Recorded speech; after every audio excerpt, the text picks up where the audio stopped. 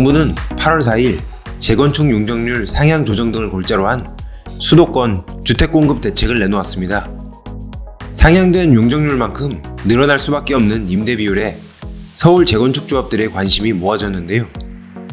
재건축 조합들은 임대 비율이 20% 수준만 되어도 사업성 확보가 힘들다고 전했습니다.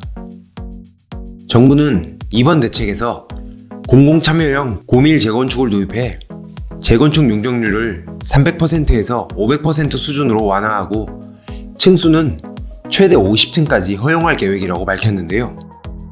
이렇게 높아진 용적률의 50에서 70%는 기부 체납으로 환수하여 공공임대와 공공분양 등으로 공급합니다. 기존 용적률 250%, 500가구 규모의 재건축 단지가 용적률을 300%까지 올리면 증가분의 50%인 공공임대 50가구를 기부 체납하고 총 600가구 규모의 단지로 재건축이 가능하지만 공공참여형 고밀 재건축을 도입해 용적률을 올리게 될 경우 용적률 500%, 증가분의 50%인 공공임대 250가구를 기부 체납하고 1000가구 규모의 단지가 됩니다. 정부는 주거공간 확보를 위해 준주거 지역의 주거 비율 상한과 공원 설치 의무도 완화한다고 밝혔습니다.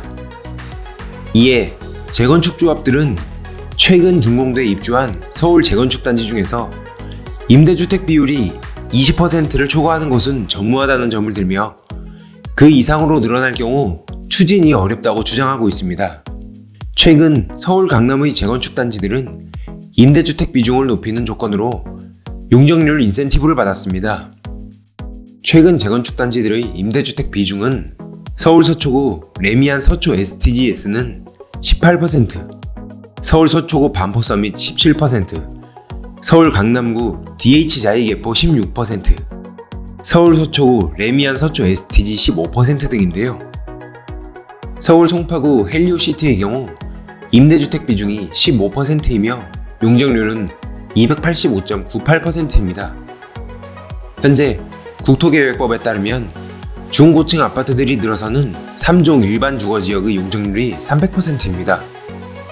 서울시가 조례를 통해 250%로 막고 있지만 임대주택 비중을 늘려 용적률도 상향 조정하게 된 것인데요.